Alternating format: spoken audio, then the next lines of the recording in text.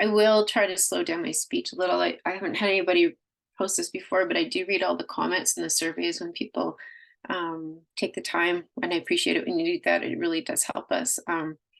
And somebody had said that I speak fast sometimes, and I know I do. I try to slow down, but I am Manitoba Métis. We tend to talk a little fast, so please do let me know if I get excited about something, I start to and yeah. But I try to be very cognizant of that, so hopefully I won't do it too much. So this session today is creating authentic land-based acknowledgements for your classroom. And we are part of, so I did say I'm with ERLC, the Edmonton Regional Learning Consortium, but all of us are under the ARPDC, which is the Alberta Regional Professional Development Consortia. And it's important to know that because since COVID, really, because of the sessions mainly going online, making them very accessible to everyone across the province.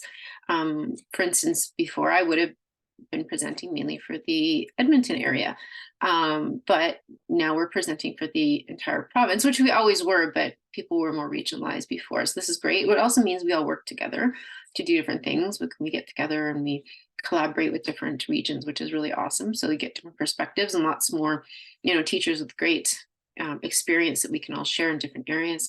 We're also funded by Learn Alberta, so that's important to know. Yeah, so we continue. There we go. So I'm going to do land acknowledgement first. So Tansei, I live on Treaty 7 land, which is in Calgary, the ancestral home of the Blackfoot people.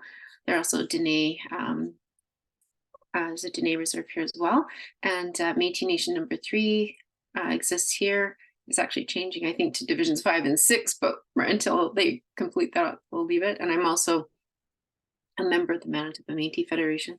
And all the people that have been here or have lived here all contributed to the shaping of Alberta and Canada. I thank them for letting me live on their land because they're sharing it with me, so I appreciate that. I grew up on Treaty 1 land and on the Métis homeland as well in Manitoba. And so if you know which treaty land you live on, or if you're close to, or a settlement with a land of people that you're living on that used to live there before they were displaced, you can put that in the chat if you want. So if you haven't attended one of my sessions before, I'm going to give you a little bit of my information. If you have, you can just take a couple minutes and tune this out because you're probably sick and tired of hearing it. I know there's a number of people that go to most of my sessions, so bear with me so that people know who I am if they're just new here. So my name is Tammy Johnson, and we're now called Designers of Professional Learning, which I think is a pretty cool title because, like I said, we all collaborate now too, and all that stuff. So it's a better explanation because we do these presentations, and it's a lot of researching and pulling together information for our fellow educators, but it's also other things that are done. And I will show you the ARPDC website so you can see some of those things that have gone on and that continue on. Hi guys, yeah, I see some people from Treaty 6 land and also from Treaty 7. Welcome. I am, like I said, from Manitoba originally. Red River Métis is what we're called. That's what Louis Riel called his people. And in Manitoba Métis Federation, which is our national organization recognized by the Canadian government, has gone back to using that terminology as well. We're from what is historically known as the Red River Settlement, and I put that in quotations because that was a term that was given to the land that was there by the Canadian government after they took over Manitoba before or just after Red River. They call it rebellion, we call it uprising. Anyways, if you're Métis, you know that we all recognize each other by our surnames, and because we were European and indigenous, and because the government recognized the European names, not indigenous names, we go by our European last names. And so my mom's a Mowat, there's McDonald's, Mackays and Beaudry, and Mackays and Beaudrys are also in Alberta. The Beaudrys are a voyageur Métis family from northern Alberta, and I'm part of that family. That is a picture of my great-grandfather there, the gentleman sitting on the bench by the rocks, and then his 4 surviving children. My grandpa Rosser is the middle boy, and then his brothers Oliver, Stanley, and my great-aunt Tassie. And I think that picture's from around 1916, I'm going to guess, because I think my grandpa was around 6. I almost called him my dad because he pretty much raised me. with a slip. And my great grandpa, I'm guessing that was the late 1800s. That picture was taken. There's a school and a park in Fort Saskatchewan named after him. So James Mowat Elementary, and there's Mowat Park. And then in Edmonton, there's James Mowat Trail, and it's spelled with 2 T's. I almost said it with kind of my Manitoba accent. I kind of slip in and out of that. Mowat. Yeah, it's actually how it's said in Scotland, is Mowat. So the English changed it from MOAD. So no matter, it's the same family and clan going back, and there's a number of different ways you can spell it.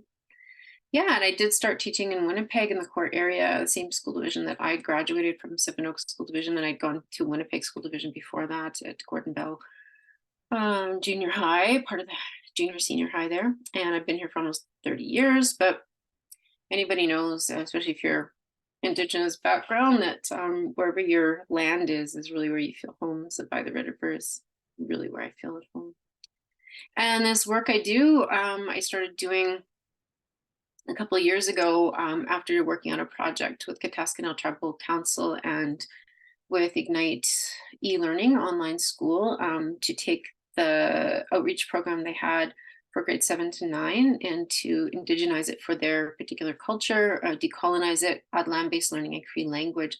I did this in consultation with their specialists at Kataskanel Tribal Council, or KTCA, and had great help. I learned a lot from them, and in the end, particularly the elders were very happy with what I did, so that made me happy. But then I was also encouraged to continue on with this work, and one piece of that is to help other educators, particularly non-Indigenous, but Indigenous educators as well, as to how to go about this work. And I know that teachers are very tentative and want to do this in a respectful way, are very cognizant of, being concerned about appropriation and those different issues. And so I do this work in that mindset and try to do my best to answer those questions. I don't have all the answers, but I do have lots of people in my community. I do have elders that I talk to on a regular basis that I can access as well. And and so if people do have other questions besides these and I don't have the answers, I will look into it and try to find out for you. So don't ever feel like you can't ask me. Like I said, I don't have all the answers. I don't think any of us do, but I do have people I can ask. So the ARPDC, as I said, has some amazing resources, and I just want to show you the First Nations Métis Inuit resources, because these are already developed for our province. Developed by Alberta educators for Alberta educators. So I think that, it's good to know that they're here. And a lot of people don't know about this, even though there's some really great stuff here already. So as you can see, this is just the main page, but Empowering the Spirit is one of the really great pages on here. And I know with Earnest Shirt Day coming up, or Truth and Reconciliation Day on Saturday, there are some resources on here already developed, if you haven't seen those. There's also stuff about foundational knowledge, etc. So there's just a lot of stuff in here. Like if you want to take a look at it, I'm going to go through it for you. Obviously, you can take a peek. And then I just want to show you how you can search on here. That you can find resources by focus. So you can go by subject area. Right, so I'm obviously going to go the First Nations, Métis, and Inuit. And it's going to come up right now. I've asked it for all of the resources that are available. So these are all of the things that are on there, including Empowering the Spirit. So if you see, like, they've got Weaving Ways and things like that on there, and Empowering the Spirit. Yeah, so all this stuff is already here for you guys to use. Some really great documents. You can also search then through that by audience. You can go to the level, and then of course the type. So all kinds of different ways to search there. So I encourage everybody to take a look. There is some of these things are available en français, and I know that in meeting with some of the teachers that are both working on the project for Orange Shirt Day this week that I'm helping out with. I'm hosting on Thursday the presentation. They are also really trying to get a lot of these resources done in French as well. So that's encouraging for those who require those resources and are using them. Yeah, so I'm going to go on with my presentation now that I've got all that stuff. So I just want to let you know what was available and what's out there for you that's already done, right? So what you're here for is talking about land acknowledgements. And for me, I mean, it's anything with teaching to me is always about being authentic. And, always trying to make sure that we are teaching what is the truth. I mean, we only know what the truth is at the time that we know it. And what I mean by that is I don't want people to beat themselves up for, misinformation that you have taught in the past, perhaps, particularly in regards to Indigenous issues, because everybody's learning and growing as whatever spot you were in before, right? And the stuff that we learned growing up, I know, particularly like where I grew up in Manitoba, like I am Red River Métis growing up in the heart of that area, and we were taught all kinds of stuff that was incorrect about our own people. Like Riel was a traitor. We know that this is the case that was being taught all through my school, and so being Métis was something that wasn't a good thing to be. Right? That's how we all felt. It was like, we don't talk about it, we don't admit it, we don't discuss any of it, because that pervading attitude was still there in that area, right, and across the prairies. And so we know in the last 10-15 years, particularly for most Indigenous issues, but even back home in Manitoba, having Riel's statue put up for the legislature was a huge thing, right? And to be no longer called a traitor and things like that. So times change, what we learn changes. So I just want you guys to not beat yourselves up if you have, because we've all done it, taught things that you're like, oh my God, I can't believe I said that or did that in class with the kids, but that's what you knew at the time, right? So now, again, like I said, we can go forward and be very positively, especially now that we're into Truth and Reconciliation this week, and then on Saturday, talking about some of these things. So I just wanted to show this video, and it is in the US, but the reason I wanted to show this particular one is we've been doing land acknowledgements in Canada for quite a long time now, right? We're talking more than 20 years. But if when you first started hearing them, I remember tuning them out quite a bit after a while, because I was like, wow, this is just honestly lip service and it doesn't really mean anything, right? It was meaningless. And so in the US, they just started doing this, which is kind of sad, but I mean, it's a different kind of attitude in the United States about Indigenous peoples, right? But what is interesting is to look at how they're going about it. They're doing it, I think, in generally a much more thoughtful way than we started out. But then they also have our experience, right? They have experience of the Indigenous peoples, the Aborigines in, Australia and New Zealand, and then they can look at what we've done in Canada. So I'll let them speak for themselves just in regard to what it means to an Indigenous person. Before I begin this morning, I'd like to recognize the Algonquin Nation, on whose traditional territory we are gathering. We acknowledge them as the past, present, and future caretakers of this land.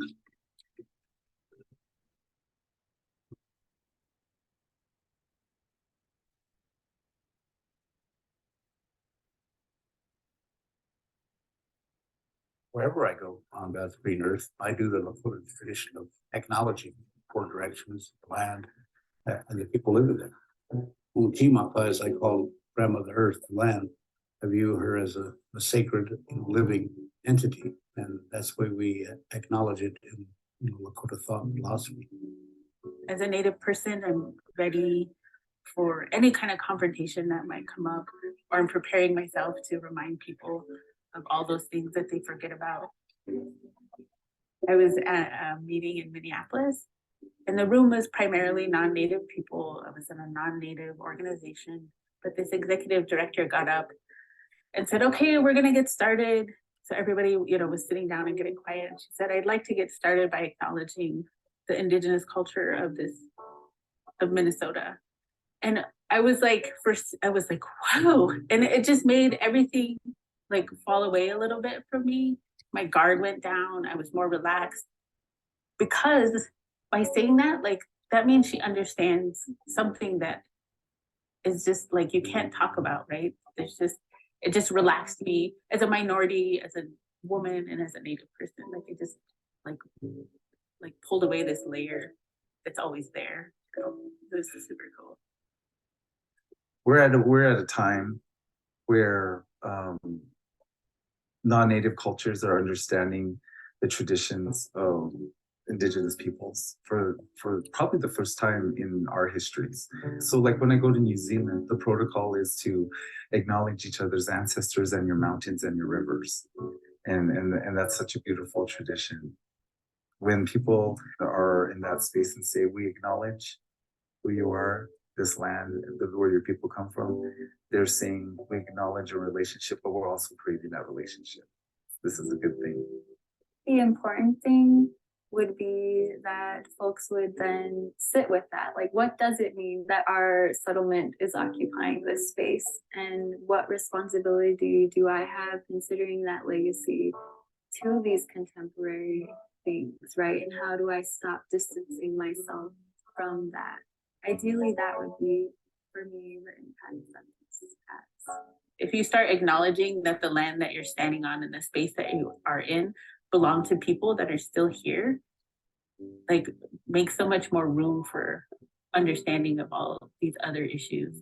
It's one of those little things that, like, if it could just tip a little bit, all the like dominoes that could fall from it, I think are important. Now I'm like imagining it and like wanting to live in that, like the thing that I'm imagining, like, yeah, that's actually really beautiful. It's just being a genuine human being, to acknowledge each other's history, the good and the bad.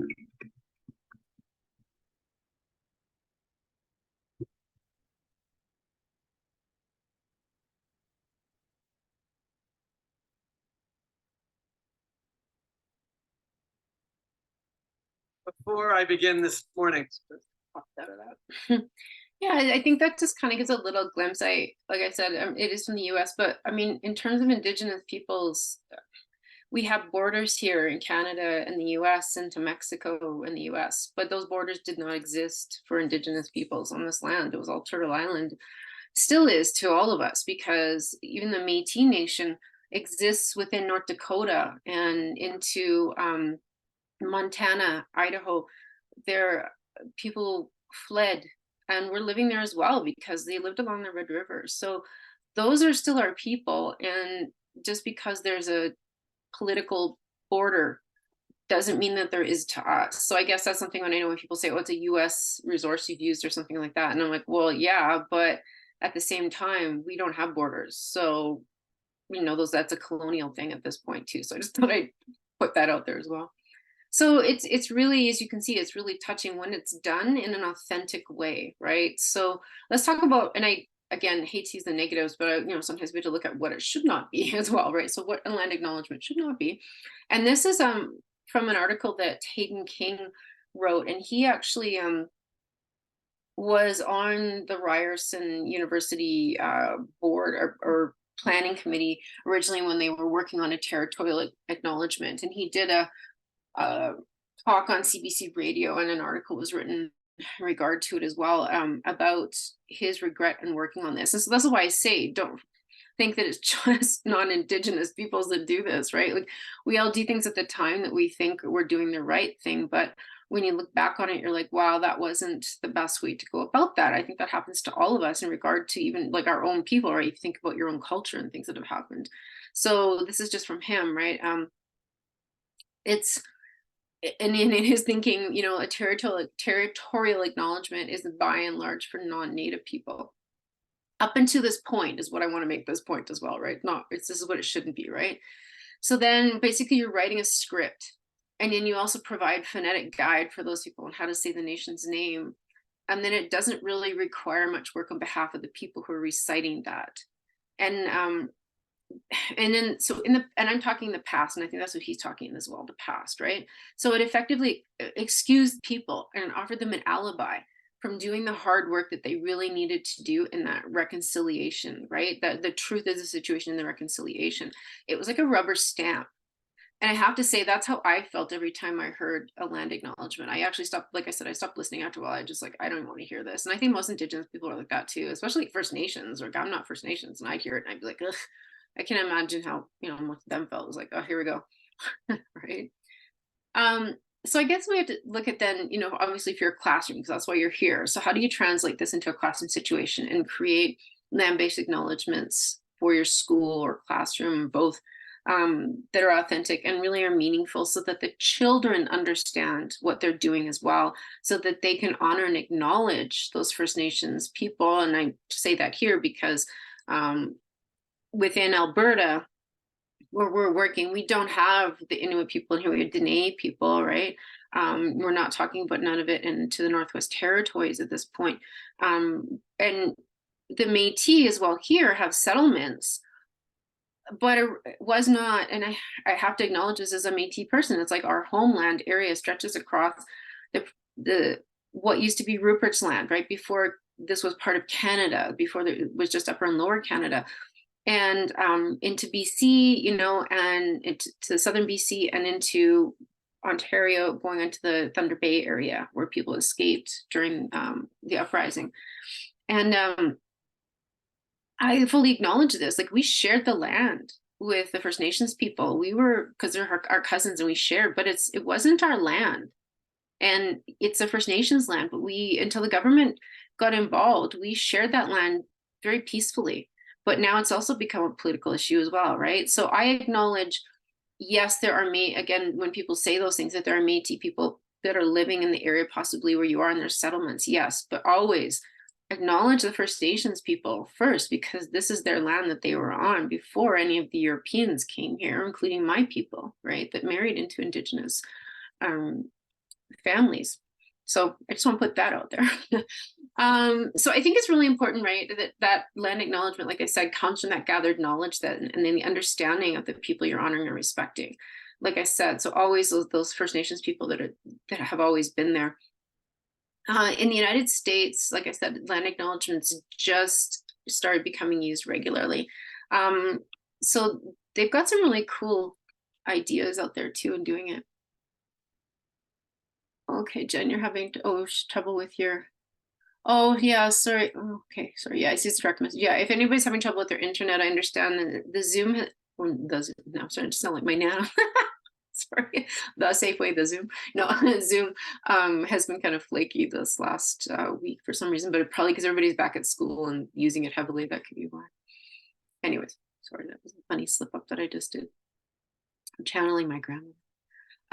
So just some ideas for planning to do land acknowledgement. I wanted to include some links for you guys that you can take a look at. And again, this is what the Americans are looking at, but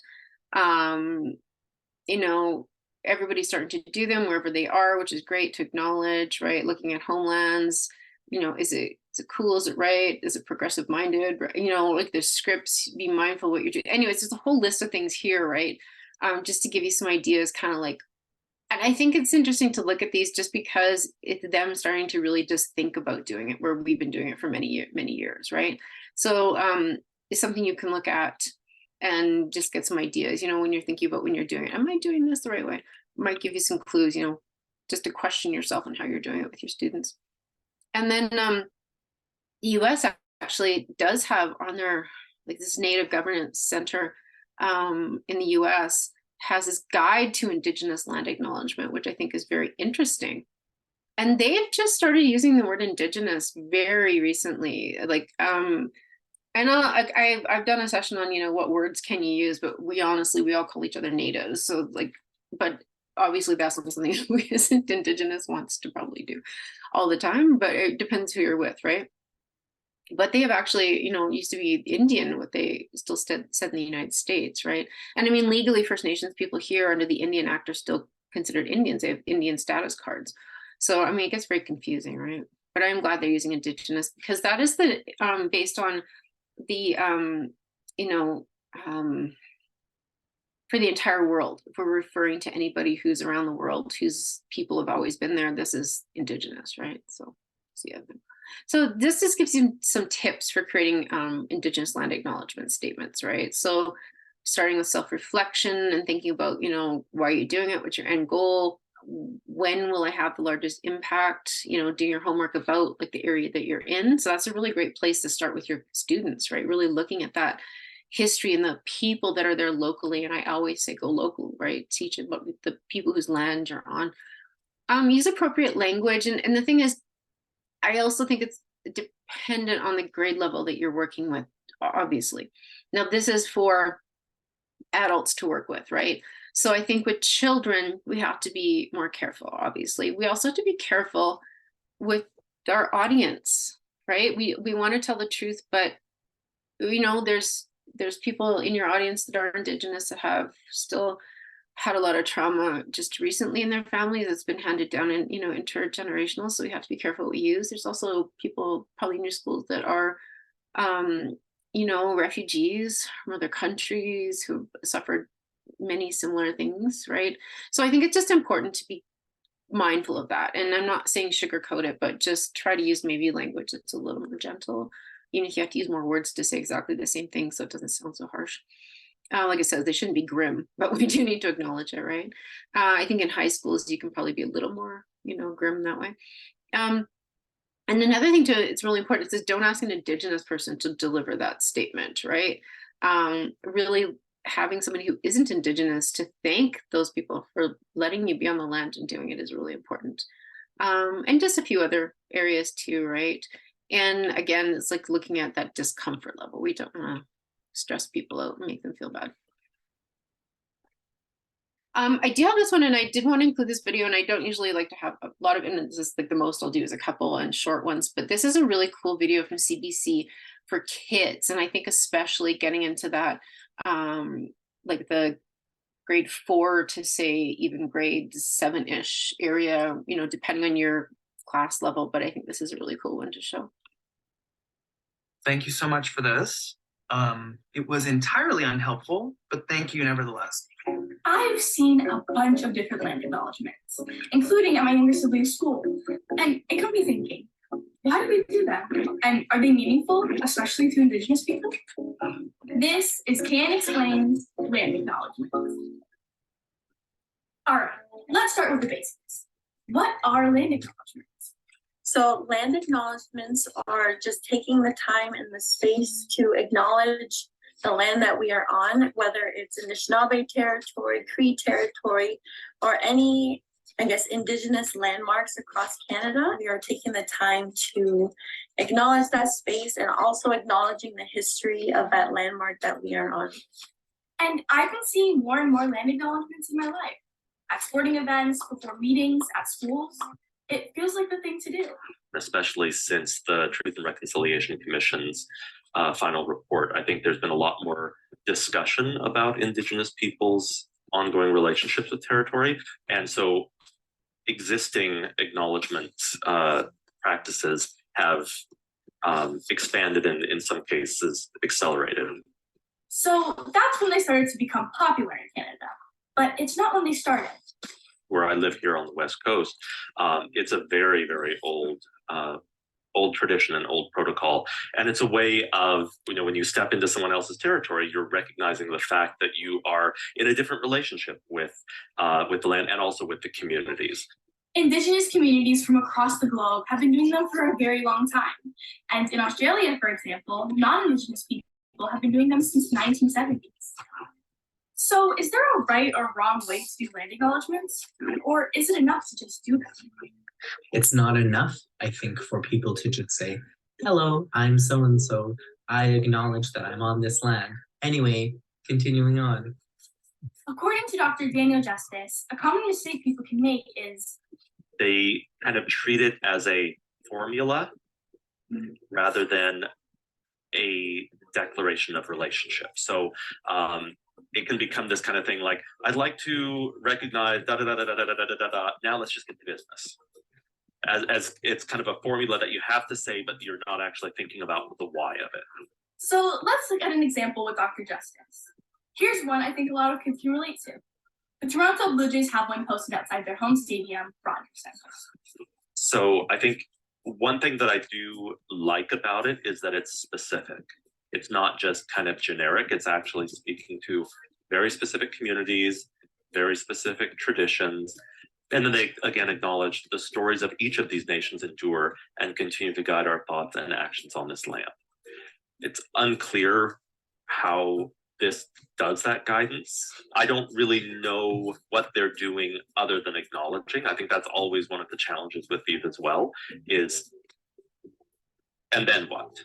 So here's the acknowledgement. What are we doing with that? And that's not clear here. But again, I think it's always a good start. And Natalie Rastoul, whose TikTok we watched earlier, thinks it's about making your words and transforming it into action. That's what I believe. So when I posted my video, that's kind of what I wanted to come across, and saying we need to do more than just saying this was your land, thank you very much, kind of thing. But what does that kind of action look like? When it comes to companies and corporations, Daniel says, are they participating in scholarships for Indigenous students? Are they helping with language revitalization efforts? Like, I think especially when we have corporate acknowledgements, I always want to know what the work is. but what about people or kids my age? What can we do? You know, take it upon yourself as a young Canadian person. If you hear, you know, that you're in the homelands of the Nakota Sioux, use your own time and your own energy to go and discover, well, who are the Nakota Sioux? What do the Nakota Sioux believe in? You know, what are these lands traditionally called? You know, what can we do to ensure that these lands are safe and that they're being well taken care of and that they're being respected? In my research for this video, I found some pretty cool tools that can help you get started. Check this one out. It's called Native Land Digital. Okay, so we talked about the Rogers Center, right? Where the Blue Jays play. Let's use Native Land Digital to see what lands and territories it sits on. I just punch it into the search bar and check it out. It takes me right to where the Rogers Center is. I hover my mouse over it and I can see all the territories it sits on. Now, they themselves say this map is not perfect, and it may not represent the exact legal boundaries, but it's a great starting point to learn more, and you can always look into each of the individual territories to dig a little deeper. And I am a guest here on the traditional territory of the Mississauga Anishinaabe people of Treaty 20. That's great. So as I was saying, Okay, I think I get it. Land acknowledgements are a great start, but they can also lose their meaning if there's only words and no actions.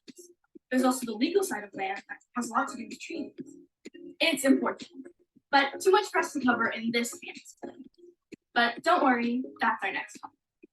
That's it for Can Explain for Kids News. Thank you so much for So this. to the next slide. There we go. I think she's such a sweet girl. Anyways, I love watching that video. So I think that really explains it well for adults as well, right? So when we think about land acknowledgement, it's that work that's gone into learning about it. And that's where the teaching piece comes in with our students, right? It's a real great opportunity to dig into who are the people who have lived here for thousands of years, right? What land are you on? You know, really delve into that. And I did pick out this as well, the Native Land. I want to show you guys this website, that Native Land Digital is really cool. And like she said in the video, it doesn't mean that they have all of the information. It's always being updated. And it's not just for Canada or Turtle Island, it's for all of across the world. And you can look up different Indigenous groups across the world. So that's really cool. And kids can play around with that and find out there are Indigenous people all over the world, right? Which is a cool thing to understand. It's not just here. And then the other part of it is that help. So what is it you're going to do next? Like, what is the thing that will be done with this land acknowledgement? Then why are you doing it? Why are the kids doing it? What is going to be done with it, right? And that's for everybody to decide on your own level what you're going to do. So I do want to just show you this website because it's so cool. So here's just the front page, and I'm going to go to the map. And as you're going to see, it's going to show us the entire world. Oh, it's very slow. Okay, so I'm gonna, just for sake, because I'm with Edmonton Regional Consortium, I'm going to click on Edmonton. So it's gonna take me right to Edmonton. And as you can see, I can click on, I'm gonna go right to the middle, but you can even see just on the map, right? You've got Blackfoot that are coming up here. You've got Woodland Cree, you've got Plains Cree, right? We've got Stony, we've got Machef, right? So the Métis, and then Cree in general. So again, if you want to get really specific, like I'll go Canada Place then. So if I go Canada Place, you can see right here, it tells me exactly all the people that exist in that area, right? And have lived there. So I think it's just a really cool website. And I think one of the things that can be done with it, I know for myself, and I've done other presentations, is I've actually done a screenshot of the area that I'm presenting in with a list of all of the First Nations and Métis that are there. And put that into my presentation and say, this is the land that we're on with my land acknowledgement. Now, that's something that would be really cool for kids, right? You could do that, and you could actually print it off and put it on your wall because it's very colorful as well. And you could have that there and show, you know, this is exactly where our school is and the people that have lived here. So anyways, I thought you might like that. And then we talk about school training for working on a land acknowledgement. So this website, actually, I'm going to use it a bit for different lesson groups because it has all the different age groups as well. This is called Taking IT Global. And it's Whose Land Lesson Plan. This is the professional learning one, and I'm going to zoom in a little bit. Hopefully I can. I think I can. No, it's not gonna let me, sorry. Anyways, obviously it's small print and I'm not going to go through the entire thing for you, depending on the screen that you're watching it on. It might be a little bit hard to read, but there is that link there, like I said, for you. But it does go through a whole you know, sessions on training staff on how to do this. And I think if you're going to do this as an entire school particularly, it would be good to take this as a PD, or even, you know, something that could be done. You know, I know one school I worked at, or a couple that I've worked at, we had our Friday afternoons where staff meeting, but you know, you could take some of that time as well, because I know we did a little bit of PD, depending on, you could do working on this a little bit at a time as well, sort of thing, instead of having to take up all your PD on it. But it's something you could work on that way to work together, so that you understand how to create those land acknowledgements together, right? And then even children who are preschool to age 8. So the other IT Global stuff I'm going to show you, but I found this website, which is really cute. I thought was really sweet anyways. So she is working with preschool children up into, you know, into that primary age. But, you know, talking about, like, and again, that she uses like native land digital as well, just like I just showed you. So she's got that, and then learning more about the people. Sorry, pop-ups. And then focusing on the present with the kids, right? What's happening here? What is going on today? Where are these people? You know, look at the names of the places that are around you. You know, for instance, I did it when I did a presentation outside with the kids in Fort McMurray, when I did some land-based learning with the teachers there last June. We talked about what the name of, you know, Fort McMurray was before, you know, Europeans came. What is it in Cree? And the kids, you know, because I asked them, what's the name of where you live? And they told me, and I was like, no, it's not, you know. And all of the places that you, it really, and I can't remember the exact name because it's actually Woodland Cree, and I'm learning Plains Cree, so I can't remember the exact, it was a totally different word. I told my elders what it was, and they're like, no, that's not what we would say. So now it's out of my head. But it means where 3 rivers meet, and there's 3 different rivers there, right? And they all have obviously Cree names too. So all of the land and all the area around that, to get people thinking in that, you know, little kids especially thinking in that mindset. And says, I'm in Calgary. Well, Calgary is the name of a town in Scotland, because, you know, at the fort, it was Colonel MacLeod was there, and he was from Scotland, and he named it after his hometown, Calgary. You know, there's a Calgary, Texas as well. This is Tusquan in Cree, but I mean, this is a Blackfoot land, so they have their name as well. But in Cree, that's the name, right? So every place has its own name. And then that acknowledgement, right? Why are we acknowledging? How do we do that? Just got a little video on there as well. And then learning some more. There's some other books and things like that. So I thought that was a cute little activity anyways, and kind of gave us step by step for the young ones. And then the K to 5, again, this is that IT Global. Like I said, they have amazing lesson plans on here. I couldn't have done it better, and they're super detailed, as you can see. It even lays out approximately how much time it will take to do each of these. You know, and this one is nice because it's, like I said, it's got, go back here. You know, it's got that, you know, my special place, talking about that. And that's one thing, like I said, I did that with the kids when I took them outside as well, some of that place-based learning. So you could take them outside and do that. And then talking about whose land it is, who is here. You know, that is part of our curriculum, especially in elementary school. And then that whole class acknowledgement, working on that together. And then there are some optional books that are there that you could use as well. And then there's the 6 to 9. Again, same idea. I'm not going to, you know, go through every single thing on here, but as you can see there, like I just really like them because they're printable and easy to modify for your own situation, right? And again, this is that grounding meditation and discussion, you know, that place-based learning, but for the older kids. And so they modified it for each level, basically the same idea, but you can take that. Then they talk about creating a personal land acknowledgement, which I think is a really cool idea for kids so that they can really put that thought into it and reflect on, you know, if they were going to thank the First Nations people that whose land they're on, you know, how would they do it? And then come together, you know, to create their own class one too, I would add at the end for myself anyway. And then there's a 10 to 12 as well.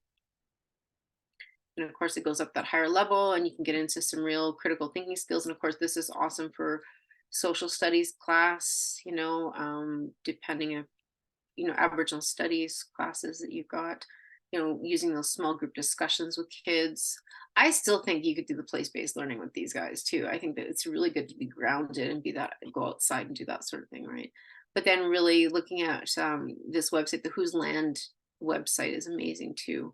And then talking about those assessments and evaluations and coming together, and they can do that planning together and they can research. So getting them to really do all of that and then sharing what they've learned is really important.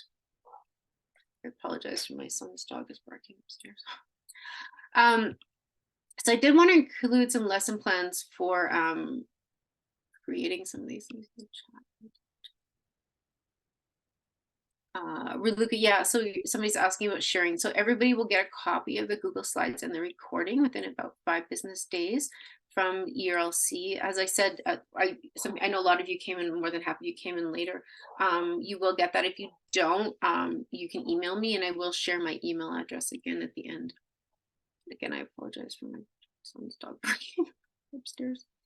So this is a nice, and I know I don't think that people have to buy, and I know a lot of these lead to teachers pay teachers, and hey, I have nothing against people doing this, especially in the States. Teachers in the United States particularly do not earn a lot of money, so they're doing whatever they can to earn more. But not saying we need to do that on here, because I think there's a really great lesson plan. And then with the stuff that I have shown you, I think that, you know, this is just another, you know, step if you want to do a simplified land acknowledgement.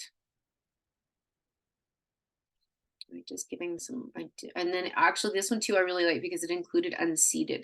So what does unceded territory mean, right?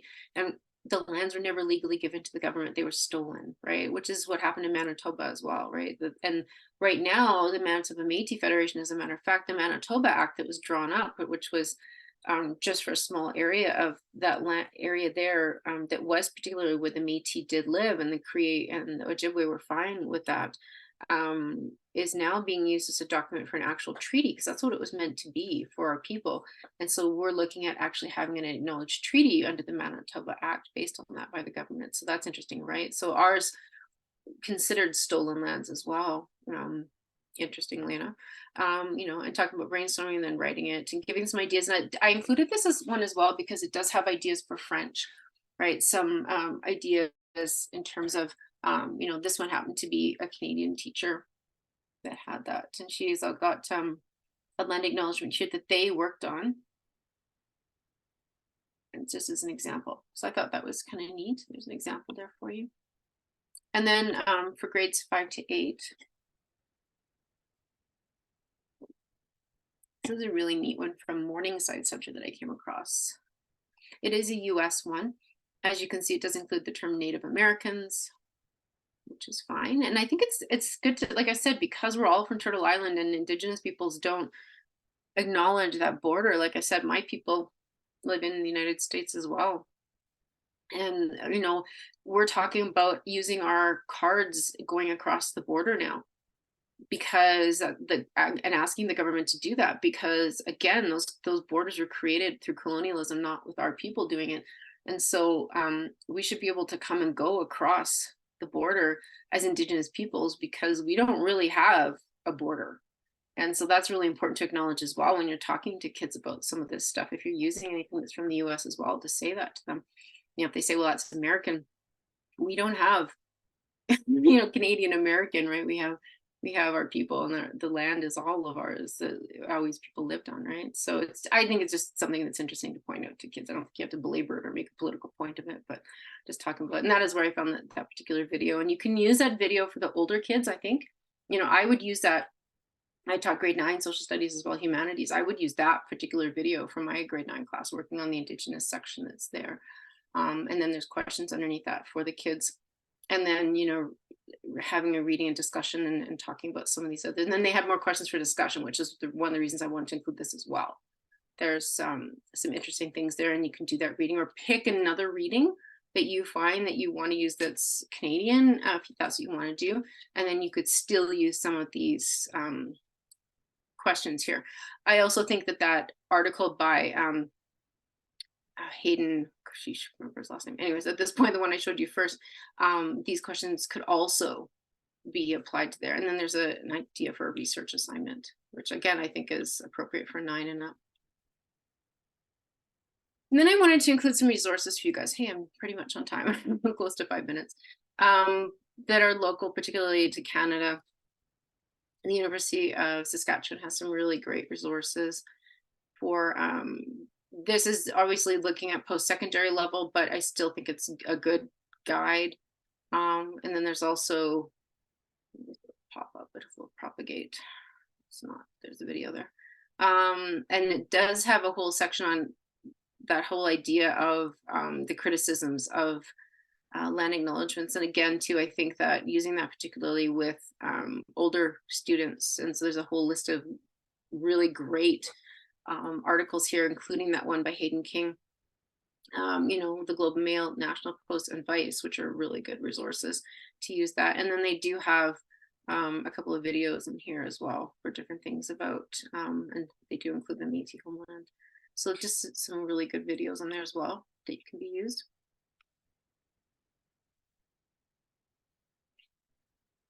And again, American one, but still, you know, just a little bit background for teachers and talking about that difference between cultural appreciation and appropriation. Why does it matter? Talking about that. Why is it important that kids understand the truth of what's happened? And again, like I always say, obviously age appropriate. And we also don't want to traumatize children or add to trauma that they've already had within their families, whether Indigenous or not. We all have different kinds of trauma in our lives that we live with or people have inherited. So I think we always have to be cognizant of that. It's something that I think is important to not cause more pain for people. But, you know, try to focus on the good stuff, but we still have to acknowledge some of that stuff that happened, right?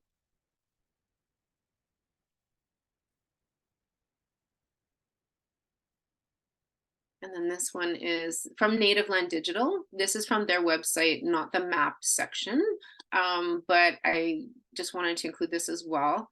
And again, like they acknowledge on here too, it's not a perfect resource. And like I said, things are always evolving and changing in how we approach these things. So just keep that in mind. You know, they do have an article here too. It's talking about Chelsea Bowell. She's Métis.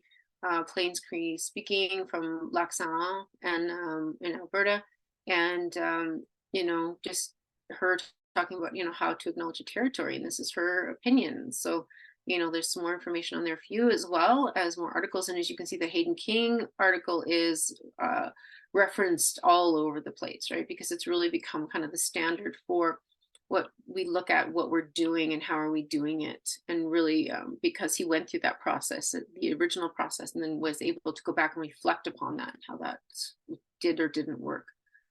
And then another one is 5 steps. I always love these 5 steps to writing, but anyways, I like at least having a little bit more of a linear ability with teachers to give you an idea of what to go off of, right? We can all come up with our own ideas, but gives you a little bit of a jumping off point here anyways. Yeah, and this one I included as well because it does have a little bit, and again, you don't want to do cookie cutter, but it can still give you an idea of where to start if you're not sure. And especially depending on the level of kids you're working with. If like I've taught special education a lot in my life off and on, and I mean, if I was working with spec ed kids, even like especially in high school, I was at a private school here in Calgary for a couple of years, I would definitely use something like this, right, to guide them, because I don't think, well, I know most of those kids could not do this on their own, and it's a higher level understanding, so they would need some more guidance on doing that. So I think obviously you have to use your discretion and look at your audience and who are the kids you're working with and what can they do, right? We don't want to push them and try to get them to do something that's just going to frustrate them and they're not going to learn anything anyways. That negates the entire process. And then of course I wanted to include the ATA stuff is on here because they've already, done some of this, but what they've also included, which is really neat. So for yourselves, so you can look at, so I know a lot of you are in Treaty 6 area, but it does have a land acknowledgement for them for Treaty 6 and as well, including all of the people that they acknowledge that are there. And I also want to note, like you'll notice, they've done it with traditional names. So instead of Cree, Nehiwa, and instead of Dene, Desine, I think it's a Denesine. And I can't go through all the names either myself, to be quite honest. And Métis Tipimoim Swak, and yeah, and then they've included a video for each one. So like you can do the same thing for Treaty 7, which I live in, and they have it in English and in Francais, and then you also have a video for that. So I thought that was good to include so that you guys have that resource. And then they've got combining land acknowledgement for multiple treaty areas, because there are people who do live in both of those. I know if you go to Jasper, apparently you can stand 1 foot in Treaty 6 and 1 foot in Treaty 8 in one spot, which is kind of cool, but then how do you teach that? And then they've got a pronunciation guide for you guys as well, so that you can, and for myself included, because I'm learning Plains Cree. And there's also different dialects in Cree, right? So even within those who speak Plains, there's different pronunciations. There you go. So anyways, the final thoughts. I'm going to take this off recording now.